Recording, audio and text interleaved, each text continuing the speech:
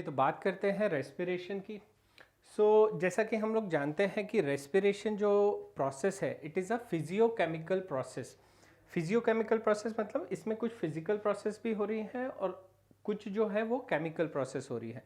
तो केमिकल वाला अगर हिस्से की हम बात करें तो जो टिश्यू के अंदर जो हमारे सेल्स हैं, हर एक सेल्स के अंदर जब भी एनर्जी का प्रोडक्शन किया जाता है या एनर्जी की रिक्वायरमेंट होती है तो वो जो ग्लूकोज होता है उसको तोड़ता है, उसका ब्रेकडाउन होता है with the help of oxygen और प्रोड्यूस करी जाती है हमारी कार्बन डाइऑक्साइड एंड एनर्जी। तो ये जो प्रोसेस हो गई ये हमारे जो सेल्यूलर रेस्पिरेशन हुआ, this is the chemical process. लेकिन वहाँ से लेके अगर हम बात करें हमारे लंग्स के अंदर और लंग्स से हमारी एयर को या कार्बन डाइऑक्साइड को बाहर एक्सपायर करना और इनहेल करना एयर को, दिस होल प्रोसेस मतलब हमारा ऑक्सीजन और कार्बन डाइऑक्साइड जो है उसका पूरा transportation from the tissue to the lungs या लंग्स से लेके टिश्यू तक की हम बात करें, और लंग्स के अंदर जो एल्वियोलाई हैं उनसे गैशियस का जो एक्सचेंज होना एंड वहाँ से फिर हमारे एक्सपेल आउट करना कार्बन डाइऑक्साइड का और इनहेल करना एयर का या ऑक्सीजन का, ये जो प्रोसेस होती है दैट इज कॉल्ड एज हमारा फिजिकल प्रोसेस। तो रेस्पिरेशन इन्वॉल्व द, अब इसकी अलग अलग स्टेप्स है। अगर हम ये पूरी प्रोसेस को जो हम लोगों ने बात करी कि जो ये एक्सटर्नल रेस्पिरेशन हुआ हमारा या जो हमारा फिजिकल रेस्पिरेशन हुआ और जो हम लोगों ने बात करी सेल्यूलर रेस्पिरेशन की या केमिकल प्रोसेस की, तो उनको हम किन अलग अलग स्टेप्स में बांट सकते हैं। तो पहली जो स्टेप आएगी वो आएगी हमारी ब्रीदिंग और पल्मोनरी वेंटिलेशन। सो पहली स्टेप जो है हमारी वो आएगी हमारी पल्मोनरी वेंटिलेशन।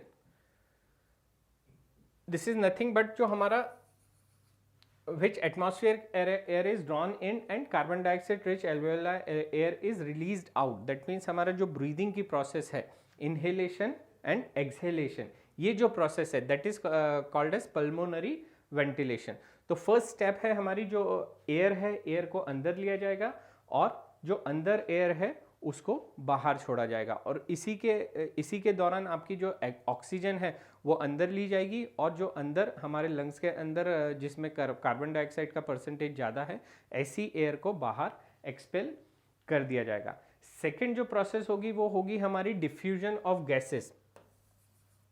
ऑक्सीजन और कार्बन डाइऑक्साइड एल्वियोलर मेम्ब्रेन के थ्रू। अब एल्वियोलर मेम्ब्रेन की अगर हम बात करें तो ये जो गैशियस डिफ्यूजन होता है, अगर हम बात करें एक एल्वियोलाई की और उसके पास में आती है हमारी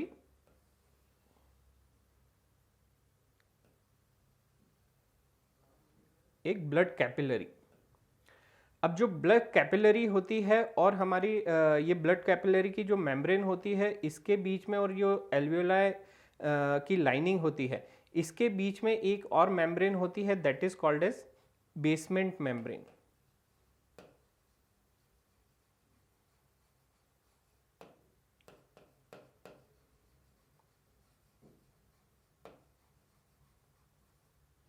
सो हमारी तीन लेयर हो गई। एक हो गई हमारी एल्वियोलाई मेम्ब्रेन,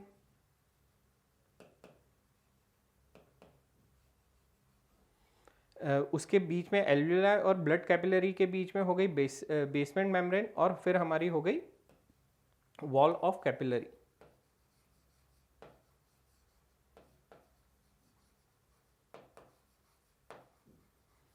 सो ये जो तीन मेम्ब्रेन हैं इनके थ्रू जो हमारी जो बाय प्रोसेस ऑफ डिफ्यूजन जो हमारी ऑक्सीजन यहाँ पे आएगी वो ट्रांसफ़र कर दी जाएगी हमारे ब्लड के अंदर कैपिलरीज में, और यहाँ पे जो कार्बन डाइऑक्साइड की मात्रा ज़्यादा होगी उसको जो एल्वियोलाई सैक हैं उसके अंदर भेज दिया जाएगा। सो ये चीज़ जो होगी ये चीज़ होगी सिंपल डिफ्यूजन के द्वारा।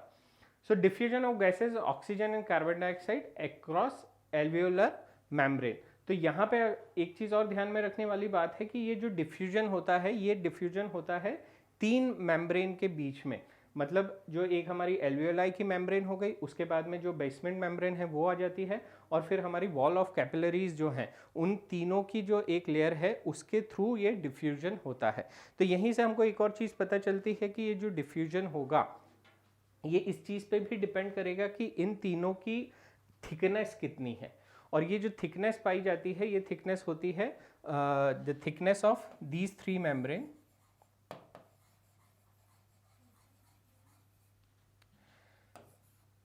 1 मिलीमीटर से भी ये थिकनेस जो होती है ये कम होती है, क्योंकि अगर थिकनेस ज़्यादा होगी तो जो डिफ्यूजन है, डिफ्यूजन की जो प्रोसेस है उसको ये हैम्पर करेगी। अब ये जो ऑक्सीजन और कार्बन डाइऑक्साइड जाएंगी, ये हमारे ब्लड में डिसॉल्व हो जाएंगी और इनको फिर आगे ट्रांसपोर्ट करा जाएगा।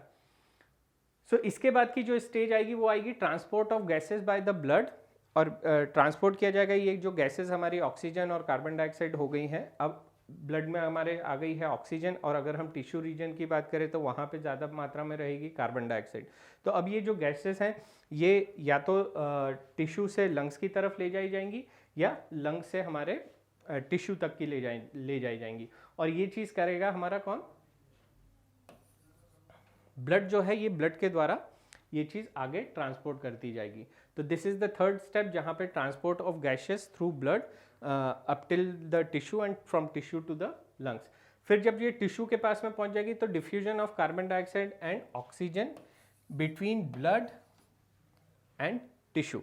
तो ब्लड और टिश्यू के बीच में भी यही गैसियस एक्सचेंज होगा। अब जो एल्वियोलाई, जो लंग्स की बात करी थी, तो वहाँ पे जो हमारा ऑक्सीजन थी, ऑक्सीजन का पार्शियल प्रेशर ज़्यादा था, तो ऑक्सीजन जो है वो डिफ्यूज़ आउट होगी और ब्लड में चली जाएगी। वहीं जो कैपिलरीज थी वहाँ पे जो कार्बन डाइऑक्साइड है, कार्बन डाइऑक्साइड का पार्शियल प्रेशर ज़्यादा था, तो कार्बन डाइऑक्साइड जो है ब्लड में से जो हमारे एल्वियोलाई में आ जाएगी, क्योंकि एल्वियोलाई के अंदर कार्बन डाइऑक्साइड का पार्शियल प्रेशर कम है। तो प्रेशर जो कंसंट्रेशन ग्रेडियंट है उसके अपोजिट में ये चीज़ हमारी कर दी जाएगी।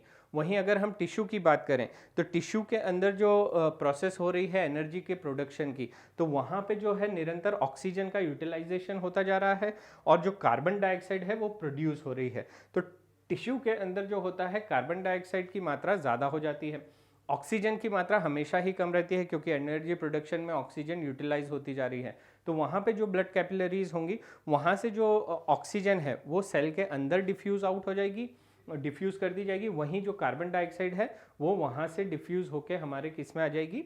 ब्लड के अंदर। तो ये चीज़ जो प्रोसेस है, फोर्थ प्रोसेस जो होगी वो हमारी हुई diffusion of oxygen and carbon dioxide between blood and tissue. इसके बाद में जो लास्ट प्रोसेस हुई, जो कैटाबॉलिक रिएक्शन, जिसको हमने बोला सेल्यूलर रेस्पिरेशन, जिसकी हमने बात करी कि जो हमारा C6H12O6 या ग्लूकोज जो मॉलिक्यूल्स हैं, तो वो जो मॉलिक्यूल्स हैं एनर्जी को प्रोड्यूस करने के लिए ऑक्सीजन का इस्तेमाल करेंगे। Utilisation of oxygen by the cells for catabolic reaction and result in the release of carbon dioxide. So ये रेस्पिरेशन की प्रोसेस होगी। C6H12O6 को ऑक्सीजन के द्वारा तोड़ा जाएगा और कार्बन डाइऑक्साइड और एनर्जी प्रोड्यूस होगी। So these are the steps which are involved in the whole process of respiration. अब बात करते हैं हम लोग मैकेनिज्म ऑफ ब्रीदिंग का। ये ब्रीदिंग जो पूरी एक्सरसाइज हुई है ये किस तरीके से परफॉर्म करी जाती है, इसमें कौन कौन सी चीज़ें इन्वॉल्व हैं, किस तरीके से जो वॉल्यूम है हमारे थोरेसिक कैविटी का वो बढ़ता और कम होता है। तो मैकेनिज्म ऑफ ब्रीदिंग को समझते हैं। पहली चीज़ आती है जो हमारी इसमें, वो आता है हमारा इंस्पिरेशन। किस तरीके से जो एयर है उसको अंदर इनहेल किया जाता है।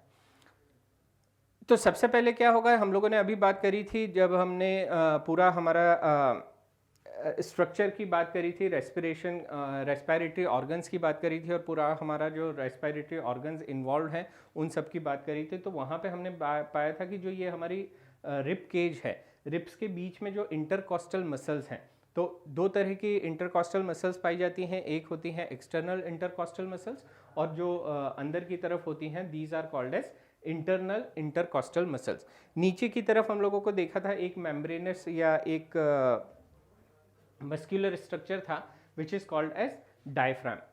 तो अब होता क्या है, जब हम लोगों को इनहेल करना है तो इनहेल करते वक्त जो होगा, जो हमारी इस थोरेसिक कैविटी का हमको वॉल्यूम बढ़ाना है। जैसे जैसे ये वॉल्यूम बढ़ेगा तो हमारा जो थोरेसिक कैविटी के अंदर का जो प्रेशर है वो धीरे धीरे कम हो जाएगा, और जैसे ही ये प्रेशर कम होता जाएगा तो जो बाहर की एयर है, एटमॉस्फेरिक प्रेशर जो है वो ज़्यादा होगा। तो इस एटमॉस्फेरिक प्रेशर के ज़्यादा होने के कारण जो एयर है वो धीरे से अब हमारे अंदर चली जाएगी, और हम ये कहें कि इनहेलेशन की जो प्रोसेस है वो स्टार्ट हो जाएगी। तो अब ये थोरेसिक वॉल्यूम, जो थोरेसिक कैविटी है, इसका वॉल्यूम बढ़ाने के लिए जो एक्सटर्नल कॉस्टल मसल्स जो हैं उनमें कॉन्ट्रैक्शन होगा। अब जब भी इन एक्सटर्नल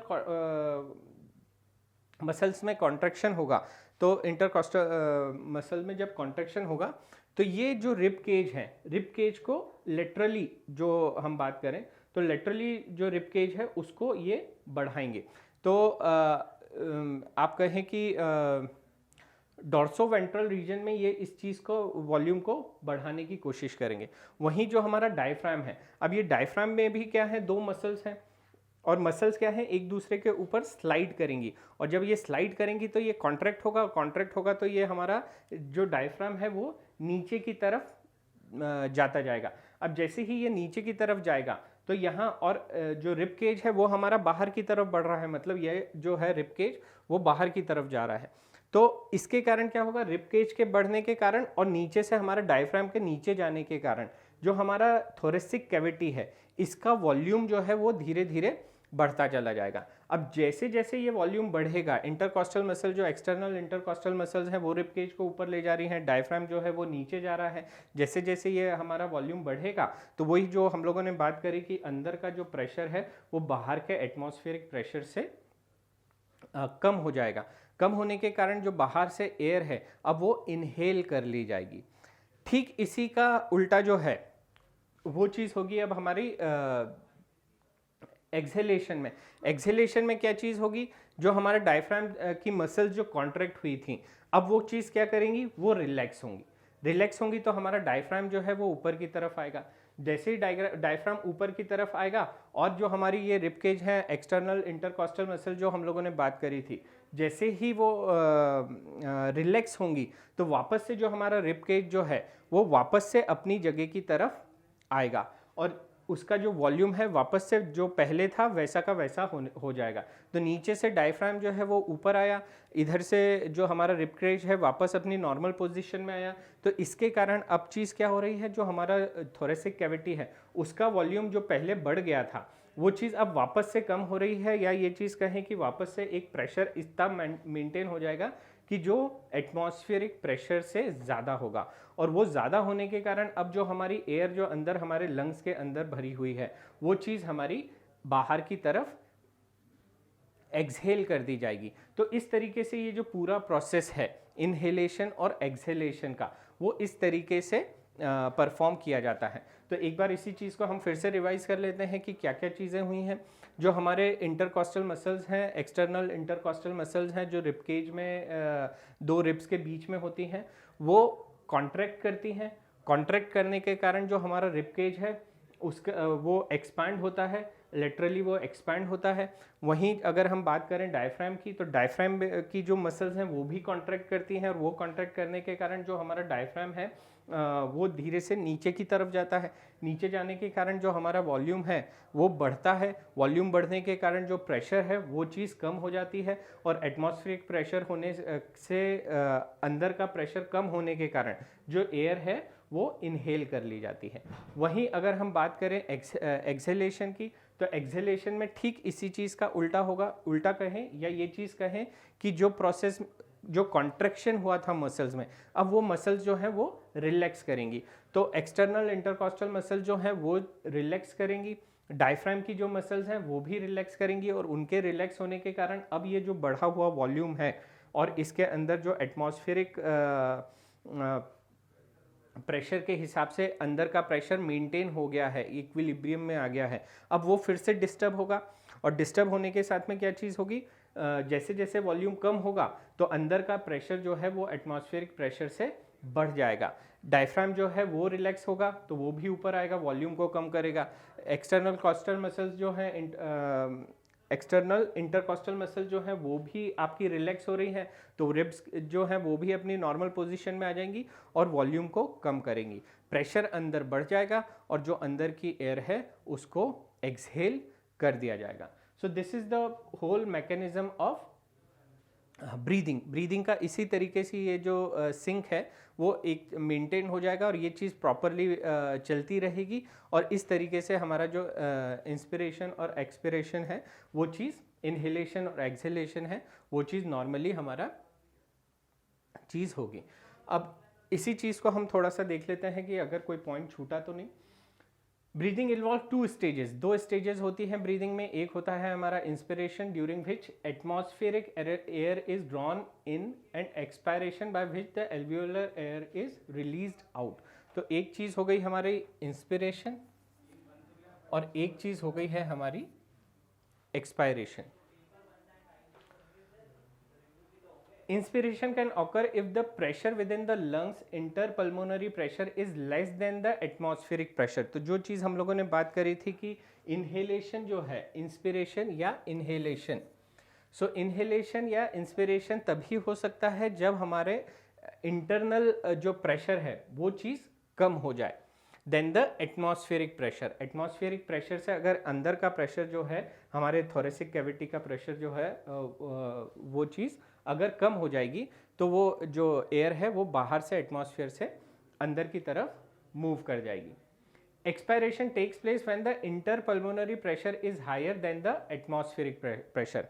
एक्सपायरेशन तभी हो जाएगा जब हमारा अंदर का जो प्रेशर है वो बढ़ जाएगा बाहर के एटमॉस्फेरिक प्रेशर से।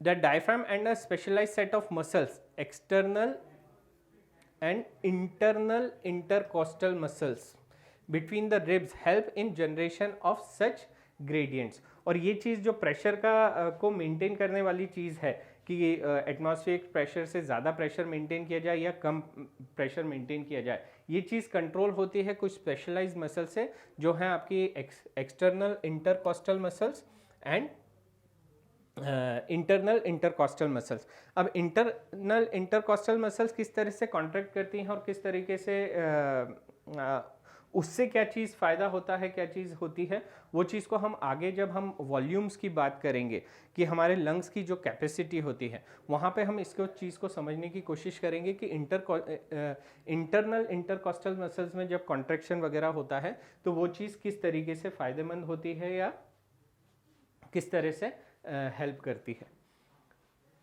The contraction of external intercostal muscles lifts up the rib and the sternum, causes an increase in the volume of the thoracic chamber in the dorsoventral axis। तो dorsoventral axis जो हम लोगों ने बात करी इसका volume बढ़ा देता है जैसे जैसे आपकी एक्सटर्नल इंटरकॉस्टल मसल जब कॉन्ट्रैक्ट होती हैं तो वो इस रीजन के वॉल्यूम को बढ़ाती चली जाती हैं।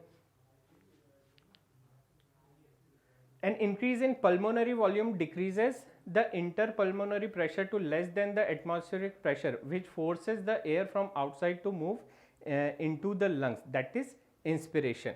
अब जैसे जैसे ये सारी चीज़ें होंगी तो हमारा जो इंट्रापल्मोनरी प्रेशर है, जो हमारे थोरेसिक कैविटी का जो अंदर का प्रेशर है वो धीरे धीरे जो होगा वो एटमॉस्फेरिक प्रेशर से कम हो जाएगा, less than the atmospheric pressure. तो अंदर का जो प्रेशर है वो धीरे धीरे एटमॉस्फेरिक प्रेशर से कम हो जाएगा और एयर जो है वो हमारी अंदर आ जाएगी। वहीं एक्सपायरेशन की बात कर लेते हैं। Relaxation of the diaphragm and the intercostal muscles return the diaphragm and sternum to their normal position and reduce the thoracic volume and thereby the pulmonary volume. और जैसे जैसे ये जो वापस से हमारे रिलैक्स होंगे, डायफ्राम रिलैक्स होगा, हमारी इंटरकॉस्टल मसल्स रिलैक्स होंगी तो वापस से जो वॉल्यूम है थोरेसिक वॉल्यूम वापस से वैसा का वैसा मेंटेन कर दिया जाएगा।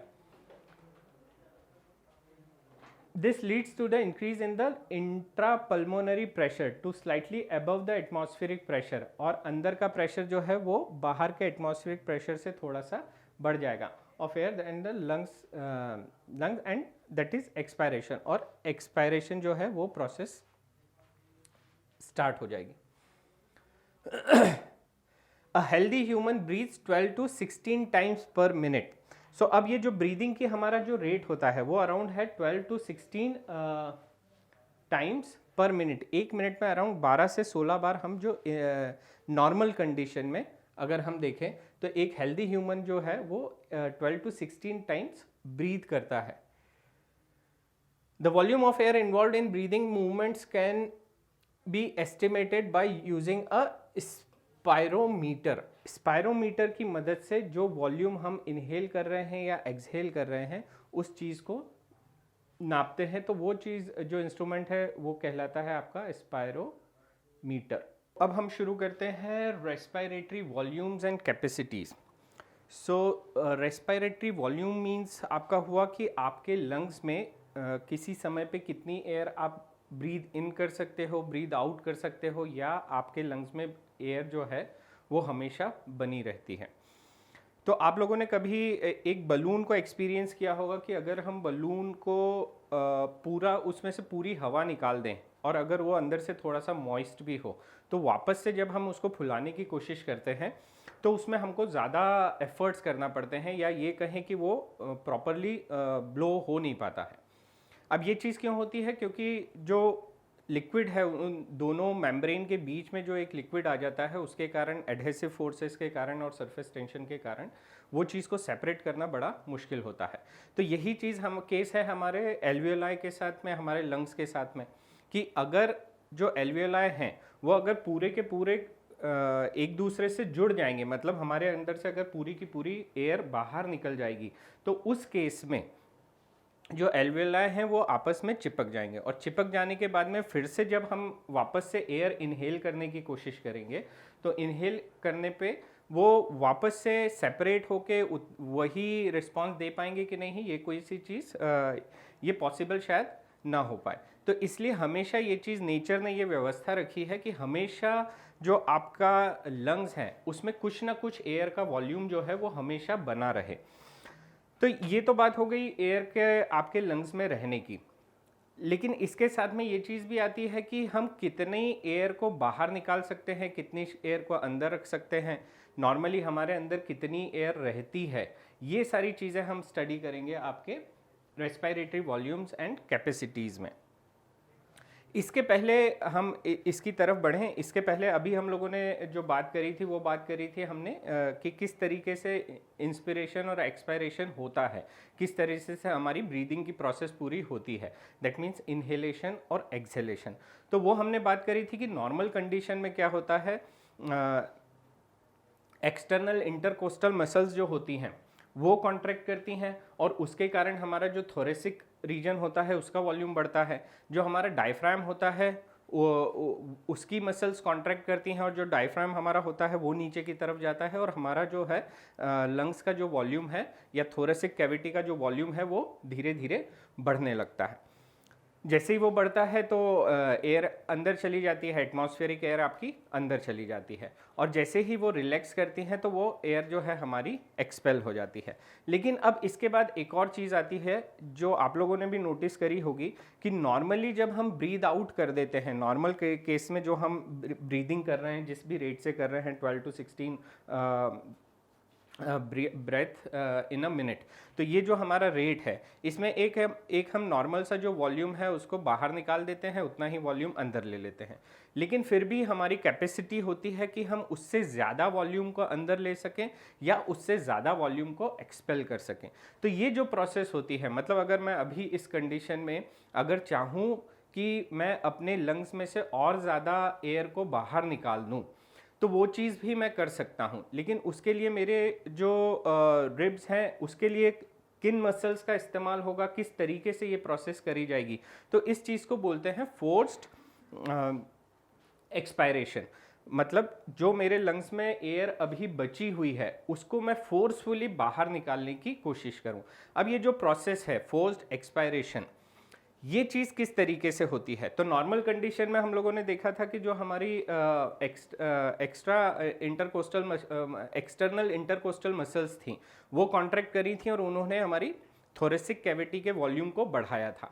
अब जब वो रिलैक्स होती हैं नॉर्मल कंडीशन में आ जाती है, हमारा डायफ्राम भी है जो रिलैक्स करके नॉर्मल कंडीशन में आ गया है, तो एक नॉर्मल सा जो वॉल्यूम जो रेगुलरली बना रहता है वो चीज़ बन जाएगी। अब हमको अगर फोर्सफुली इसमें से भी कुछ एयर को बाहर निकालना है तो हमारा अब ये वॉल्यूम जो नॉर्मल कंडीशन का है इससे भी कम होना चाहिए।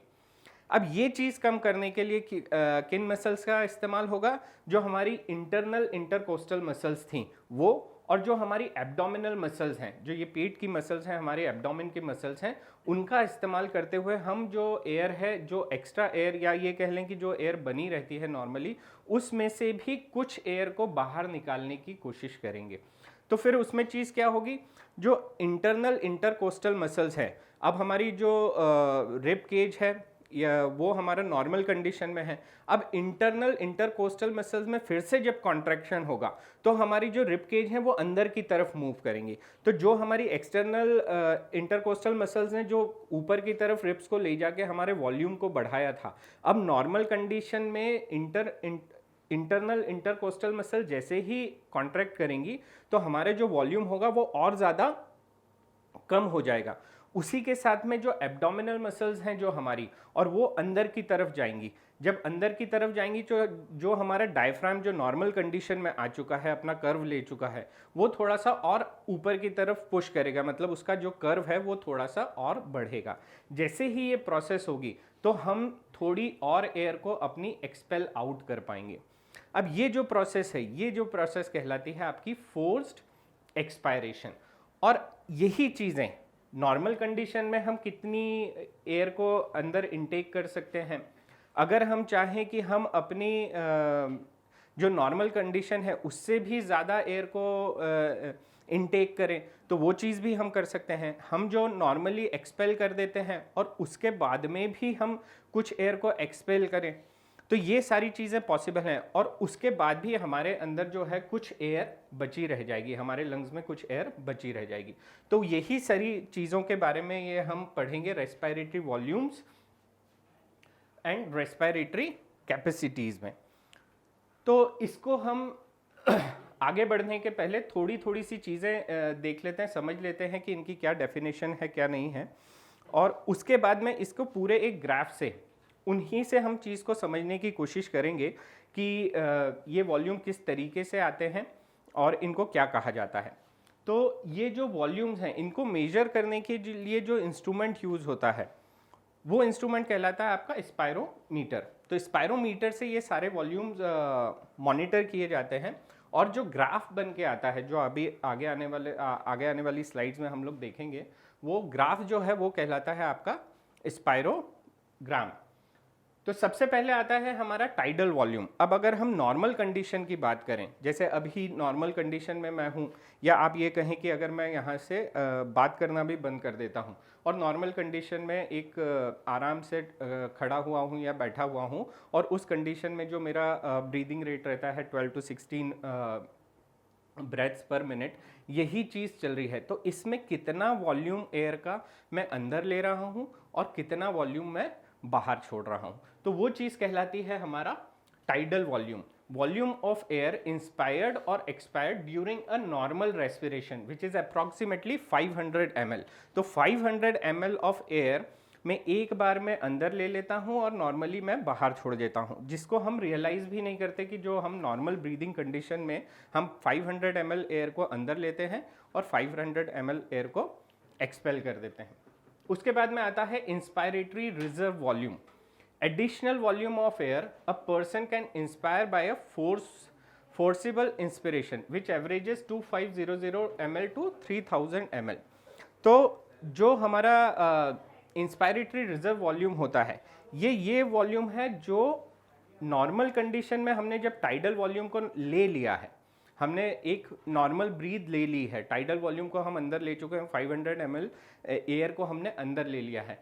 उसके बाद में जो एक्स्ट्रा हमारी कैपेसिटी है, हम फोर्सफुली या हम अपनी खुद की कोशिश से और ज़्यादा एयर को अंदर लेने की कोशिश करें।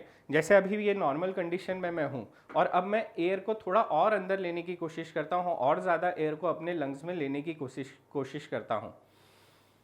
तो ये जो मैंने अंदर और ज़्यादा एयर को लिया है, वो चीज़ कहलाती है हमारी इंस्पायरेटरी रिजर्व वॉल्यूम। मतलब ये एक ऐसा रिजर्व वॉल्यूम है जो मुझे इंस्पायर करने के लिए और ज़्यादा एयर लेने के लिए सक्षम बनाता है, या मेरी कैपेसिटी है कि मैं और ज़्यादा इससे अपने नॉर्मल कंडीशन से, टाइडल वॉल्यूम से और ज़्यादा एयर को ले सकूं। तो दैट इज़ रिजर्व स्पेस है वो मेरे पास में, और उस उतनी मैं इंस्पायर एक्स्ट्रा कर सकता हूं। तो that is called as inspiratory reserve volume.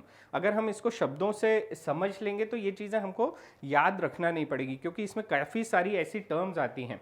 तो अगर आप नाम पढ़ के ही उस चीज़ को समझ जाएंगे तो वो चीज़ ईजी हो जाएगी। और ये अगर हम इनके ये वॉल्यूम याद रखेंगे तो आगे जब हम कैपेसिटीज़ के बारे में पढ़ेंगे तो उसमें हमको और आसान होगा, ताकि हम उनको वहीं से कैलकुलेट कर सके कि इसमें कौन सी चीज़ें इन्वॉल्व हैं और उनको एडअप करना पड़ेगा। तो इंस्पायरेटरी रिजर्व वॉल्यूम जो होता है वो हमारा होता है अराउंड 2500 टू 3000 ml। अब बात करते हैं एक्सपायरेटरी रिजर्व वॉल्यूम। तो जैसा कि आप लोगों ने इंस्पायरेटरी रिजर्व वॉल्यूम में उसकी डेफिनेशन को समझा, तो सेम एक्सपायरेटरी रिजर्व वॉल्यूम क्या होगा? जो नॉर्मल टाइडल वॉल्यूम है 500 ml जो हम नॉर्मली लेते रहते हैं, उसको एक्सपेल करने के बाद एक्स्ट्रा एक्सपेल में कितनी एयर कर सकता हूं और कितनी ज़्यादा एयर को मैं फोर्सफुली बाहर निकाल सकता हूं, जो अभी हम लोगों ने बात करी थी फोर्सफुल एक्सपायरेशन की। तो वो फोर्सफुल एक्सपायरेशन के द्वारा मैं कितनी एयर को और एक्स्ट्रा बाहर निकाल सकता हूं, that is called as our expiratory reserve volume. Additional volume of air a person can expire by a forcible expiration. कोशिश करने से, फोर्सफुली ये चीज करने से, which average is around 1000 ml to 1100 ml। तो ये चीज़ जो हम एक्स्ट्रा एयर को निकाल सकते हैं नॉर्मली ब्रीद आउट करने के बाद में, जैसे ये नॉर्मली ब्रीद मैंने ले ली, अपनी नॉर्मल एयर को इनटेक कर लिया, और उसके बाद मैं फोर्सिबली उस चीज़ को बाहर निकालने की कोशिश कर रहा हूँ।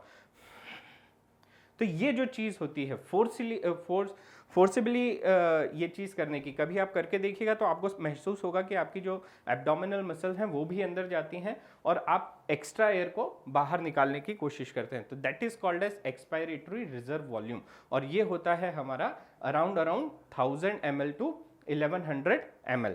इतनी एयर को हम एक्सपेल आउट और एक्स्ट्रा कर सकते हैं।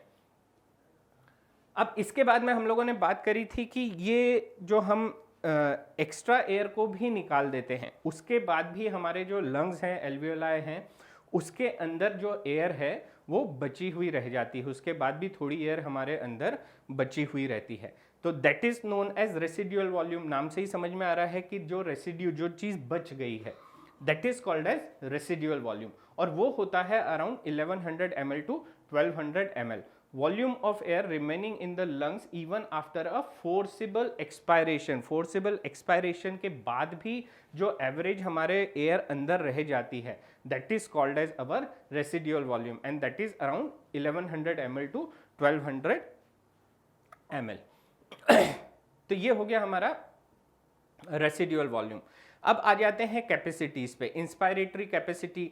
सो ये जो कैपेसिटीज हैं इसको हम थोड़ा सा डायग्राम के साथ में समझते हैं, उस ग्राफ के साथ में समझते हैं कि कौन सी चीज़ क्या क्या होती है। तो हम पहले उधर पे समझेंगे और उसके बाद में वापस से इनकी डेफिनेशन पे आएंगे और वहाँ पे समझेंगे कि ये चीज़ क्या है क्या नहीं है। तो हम लोगों ने बात करी थी जो टाइडल वॉल्यूम होता है हमारा, ये होता है हमारा 500 ml।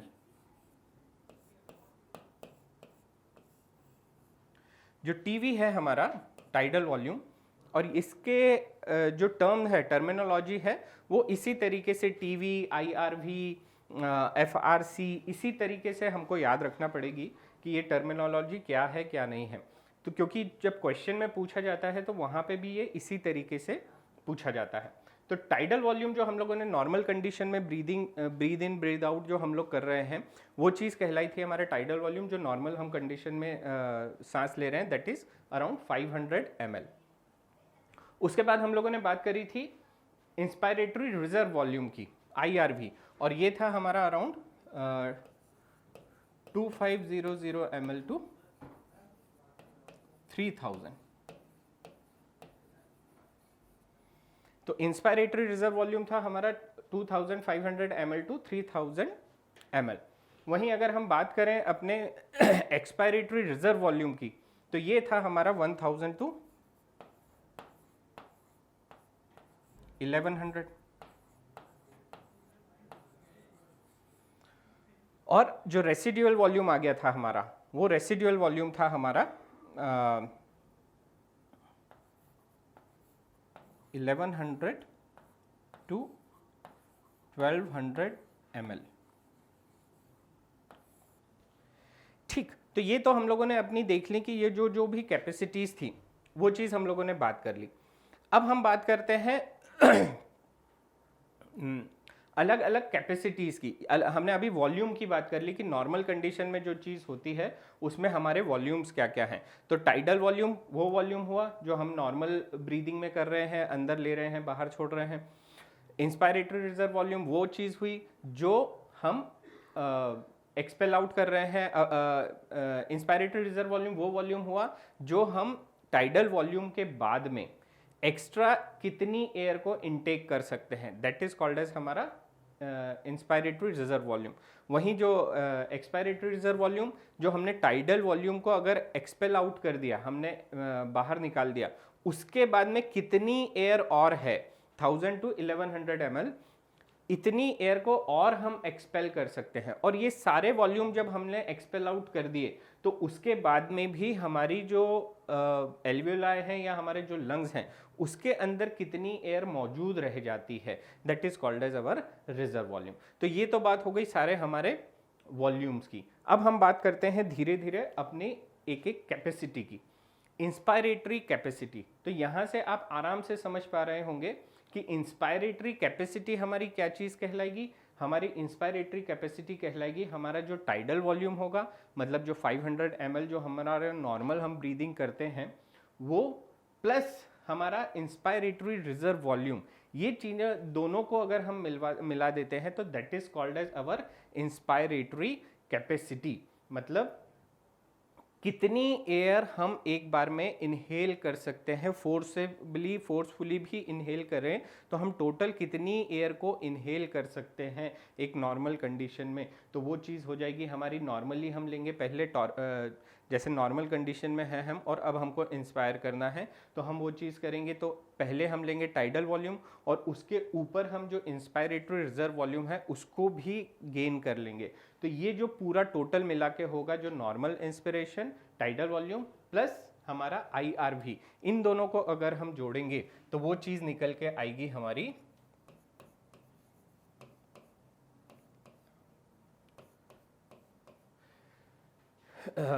Inspiratory capacity. एंड ये चीज़ आ जाएगी हमारी, अगर हम मैक्सिमम लिमिट लेते हैं तो 3000 plus 500 which is equal to 3500 ml।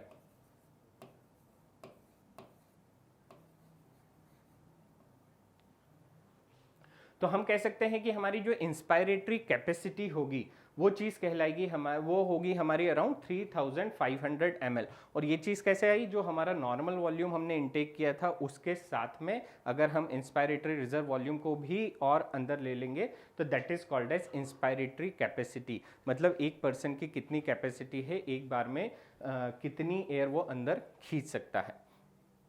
उसके बाद में आ जाते हैं हम फंक्शनल रेसिडुअल कैपेसिटी।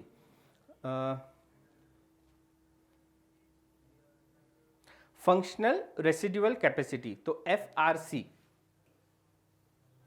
अब ये फंक्शनल रेसिडुअल कैपेसिटी क्या हुआ कि नॉर्मल कंडीशन में अगर एक हमारे पास कैपेसिटी है कि अगर हम फोर्सफुली अपने टाइडल वॉल्यूम के बाद में हम कितनी एयर को एक्सपेल आउट कर सकते हैं, तो दैट इज हमारा ERV,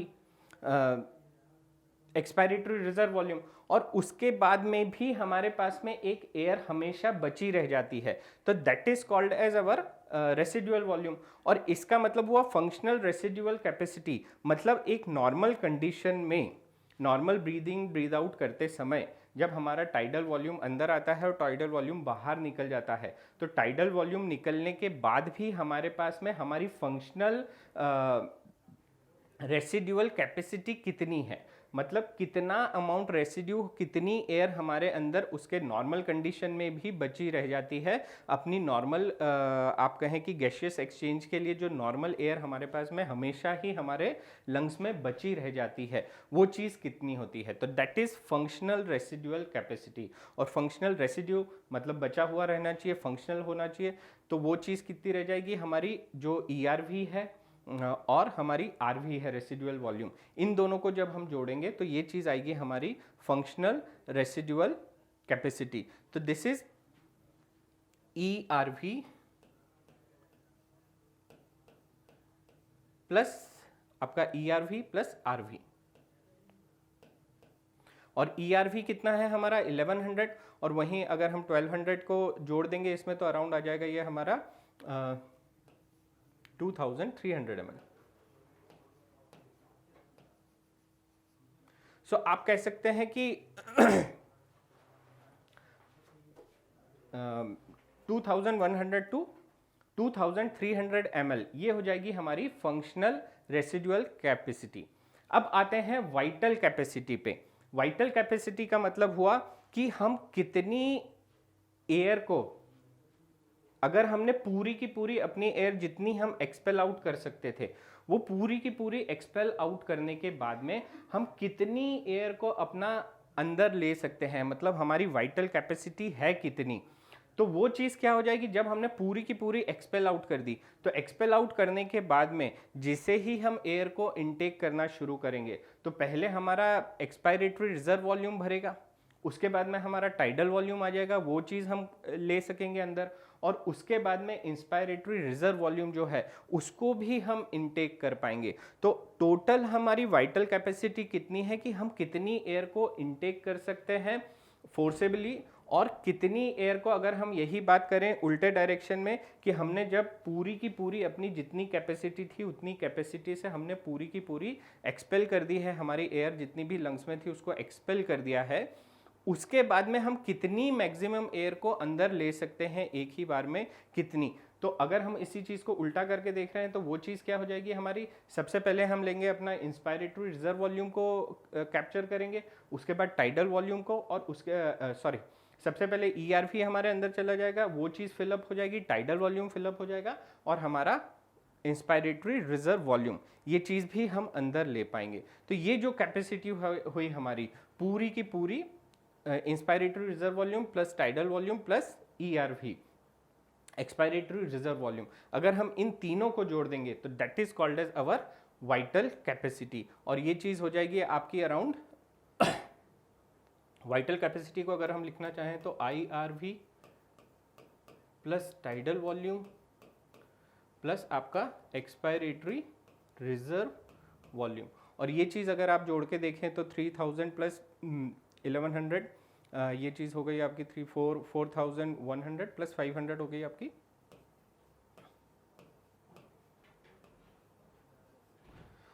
और इसी में लास्ट चीज़ जो आ जाती है वो आती है हमारी टोटल लंग कैपेसिटी, मतलब हमारे लंग की टोटल कैपेसिटी कितनी है, जितनी वो हमारी जो एयर है, नॉर्मली हमारी एयर हमारे लंग्स में कितनी रहती है।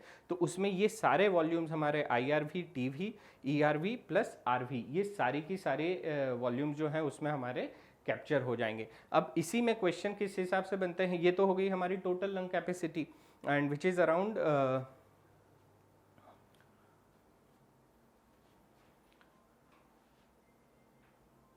5000, 3 प्लस आपका 1 2 2000 5000, यहाँ पे ये चीज़ गलत करी है मैंने। सो कितनी हो गई हमारी 3000 प्लस 2000 5000 200 300 एंड 500 800, 5800 ml।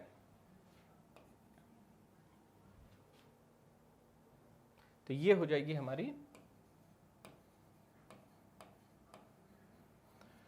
तो ये चीज़ तो हो गई हमारी टोटल लंग कैपेसिटी, कि हमारे लंग्स के अंदर नॉर्मली अगर हम बात करें तो हम कितनी एक टाइम में एयर को मैक्सिमम रख सकते हैं या कितनी एयर हमारी मैक्सिमम हो सकती है।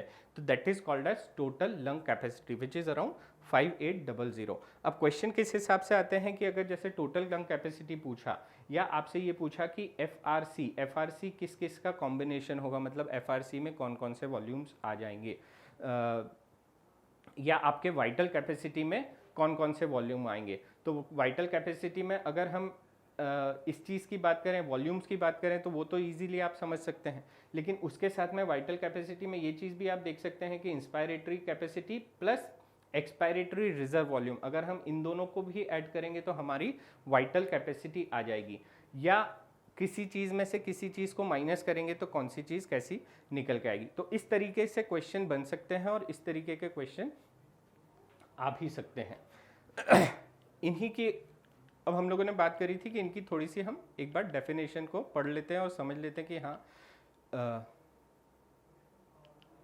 सो रेसिडुअल वॉल्यूम की हम लोगों ने बात कर ली थी। इंस्पायरेटरी कैपेसिटी की, तो इंस्पायरेटरी कैपेसिटी की जो हम लोगों ने बात करी कि total volume of air a person can inspire after a normal expiration. एक नॉर्मल एक्सपायरेशन के बाद टाइडल वॉल्यूम निकालने के बाद में total volume of air a person can inspire, कितना एक नॉर्मल पर्सन कितनी एयर को अंदर ले सकता है, ये चीज़ कहलाते हैं। This includes tidal volume and inspiratory reserve volume.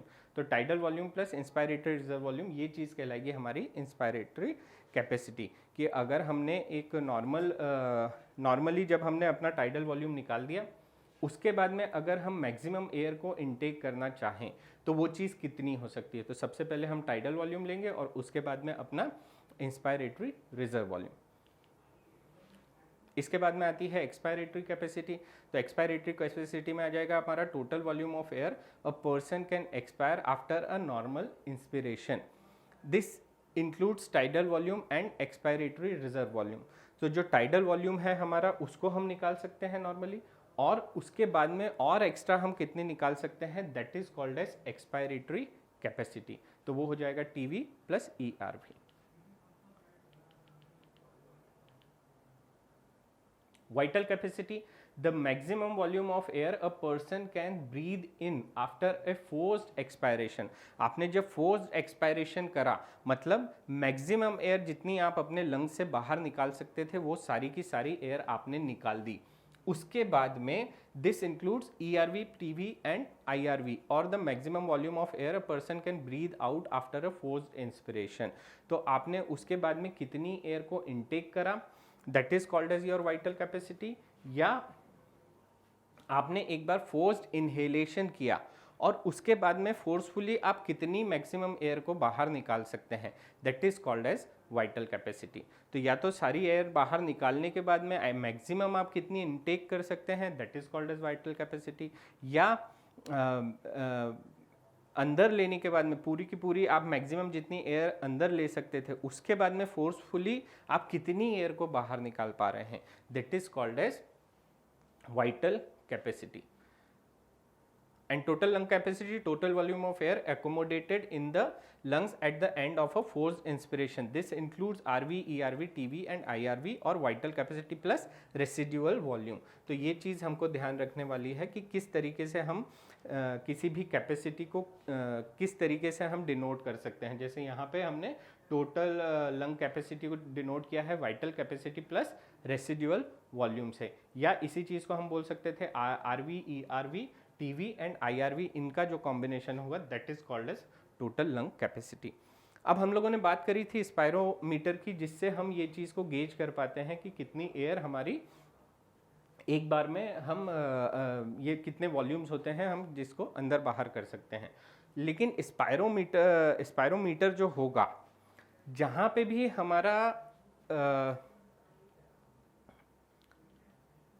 जहाँ पे भी बात हमारे रेसिडुअल वॉल्यूम की आएगी, वो पर्टिकुलर वॉल्यूम्स को हमारा जो स्पायरोमीटर होगा वो मेजर नहीं कर पाएगा, क्योंकि कभी भी जो ये हमारा रेसिडुअल वॉल्यूम है ये कभी भी बाहर निकल के नहीं आएगा। तो ये चीज़ जो है हमारे जिस चीज़ में भी RV हमारा इन्वॉल्व होगा वो चीज़ कभी भी स्पायरोमीटर हमारा मेजर नहीं कर पाएगा। बाकी सारे जितने भी कैपेसिटीज़ या वॉल्यूम है उनको हमारा जो स्पायरोमीटर है वो आराम से मेजर कर लेगा। So this is all about respiratory volumes and respiratory capacities.